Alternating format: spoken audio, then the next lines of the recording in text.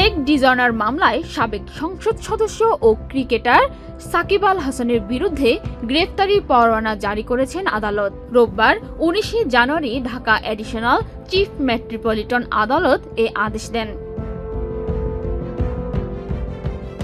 IFIC ব্যাংকের check dishonour মামলায় সাকিবকে গ্রেফতার করতে পরোয়ানা জারি করা হয়। একই মামলায় সাকিব ছাড়াও আরও দুজনকে গ্রেফতারে পরোয়ানা জারি করেন আদালত। এর আগে গত বছরের 15 ডিসেম্বর সাকিবের নামে একটি চেক জালিয়াতির মামলা হয়।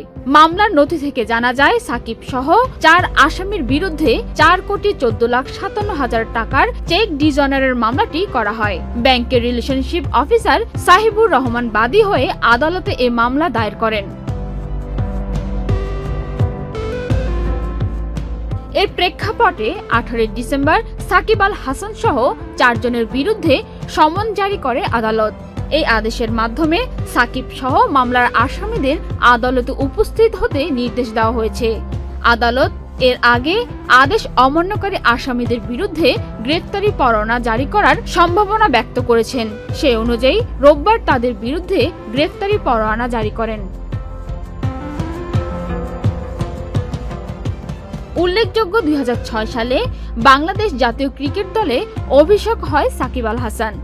2024 সালের জানুয়ারিতে অনুষ্ঠিত দ্বাদশ জাতীয় সংসদ নির্বাচনে তিনি আওয়ামী লীগের প্রার্থী হয়ে মাগুরা 1 আসন থেকে নির্বাচনে লড়েন।